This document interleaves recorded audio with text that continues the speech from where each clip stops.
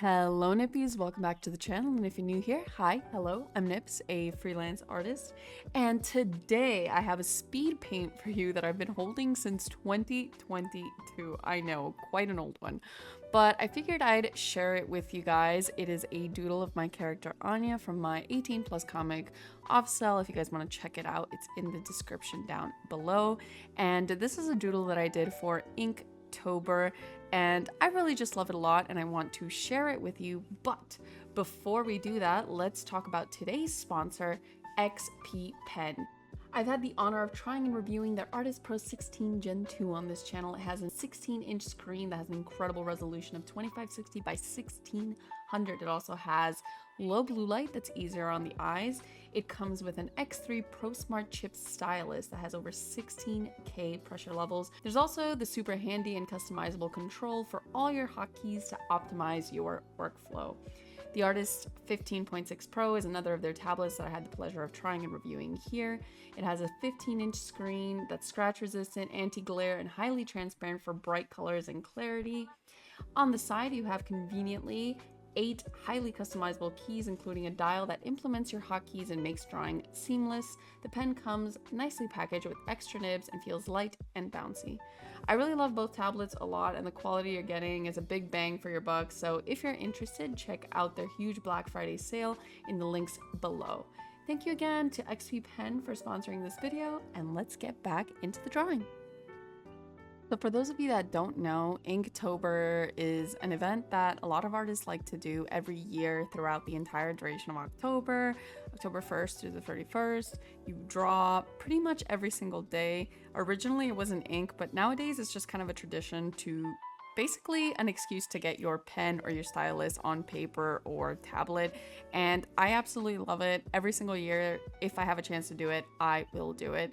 And even if I can't do it every single day, I try my best to at least take part in some way, because I feel like it's just so fun to join in with all the artists and see what everyone's creating.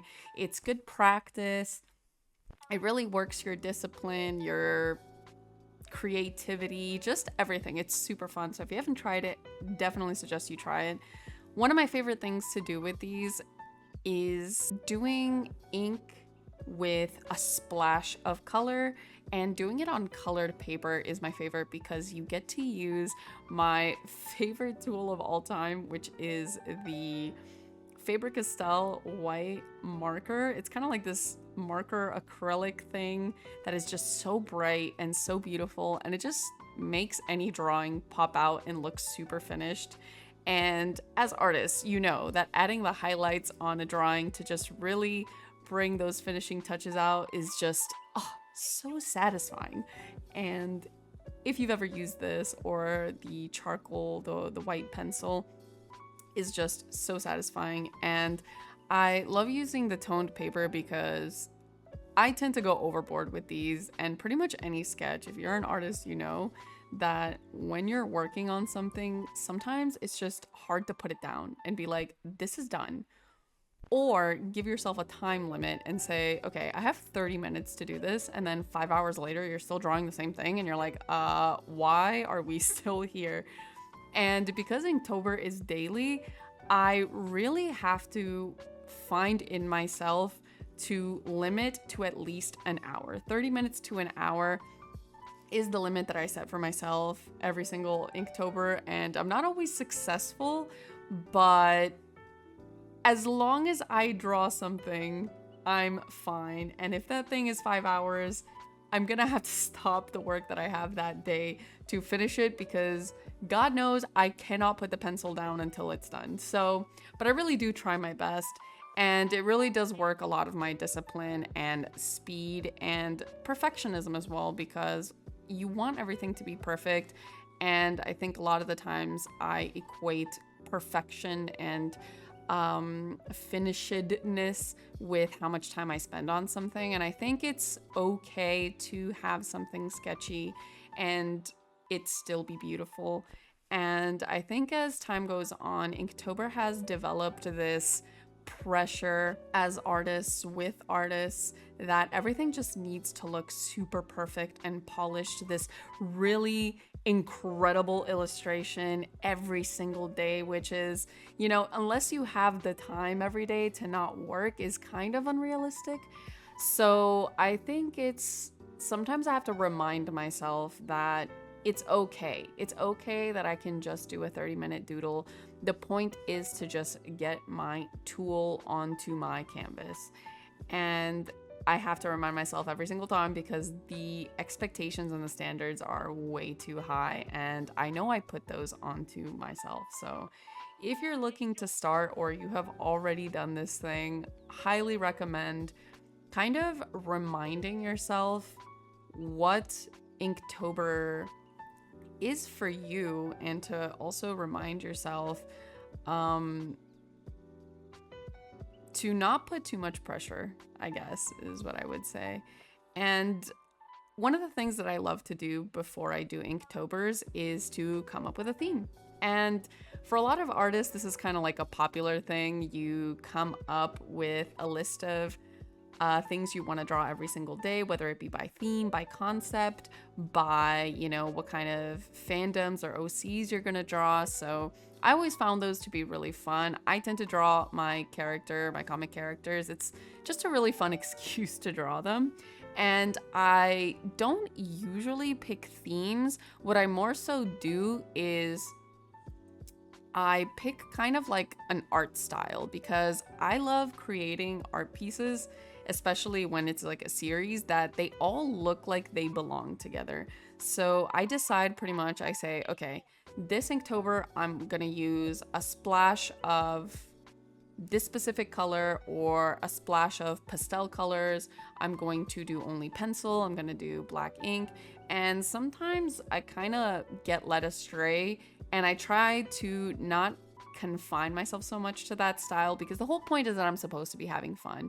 And if one specific drawing I want to go off the theme, I will do it. But for the most part, I do try to kind of find a style that will be quick, but will make things look nice and fun and make everything look cohesive. And for me personally, I sometimes need to plan that ahead because, like I said, I will go overboard. So if I give myself a limited set of tools, it will just make everything that much easier. And there are little things that I like to do, like this black background, you know, making blocks of color in the back of your drawings, using toned colored paper. All of these things will make your drawing look more finished, even though you didn't put that much time into it. Adding splashes of color, the highlights, just adding solid shadows like these light grays. You don't need to really shade too much, and you'll notice that even though your drawing didn't take too long, it will look a little more finished than not. This drawing specifically took me around an hour 20 minutes, I think, and it was pretty quick, all things considered, how long things usually take me and how far I like to take things. But I really love the quality of this drawing for how long it took me.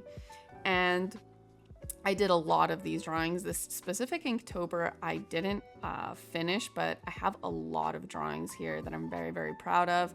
I have them posted if you want to scroll through my Twitter and go back to 2022 and find them. Otherwise, this sketchbook is not done, so I will go ahead and finish this sketchbook. I have some resolutions for next year about finishing more sketchbooks and trying to be more productive about my traditional artwork and practice. So hopefully I will get this one done pretty soon, and I will do a sketchbook tour so I can show you guys what's in this sketchbook. I have a lot of drawings here that I'm very proud of, so look forward to that. Here we have the Posca pens that I was talking about, well, I wasn't talking about earlier. I was talking about the Faber-Castell, but the Posca pens pretty much do the same thing as the Faber-Castell. They're this really nice, heavy, it's like a gel pen in a marker, you know, like gel pens go over pretty much anything, and these come in the form of a marker, and I have so many of them because the colors are just so vibrant, so nice, especially, like I said, on toned paper, and you can pretty much draw over anything, and it's paint on a marker. And I just absolutely love that flexibility, so that way I don't feel too stressed about adding pen or line art or anything and feel like I won't be able to cover it afterwards. And here is the finished product. My little baby girl Anya eating some dangos, which is her favorite food. And yeah, I'm really proud how this came out. Go ahead and check the links for the comic down below. Thank you again to XP Pen. Those links for the Black Friday sale will also be down below. Like the video if you liked it. Join the Nippy family, subscribe, the more the merrier. Let me know what you guys thought down below in the comments section, and I will see you guys next video.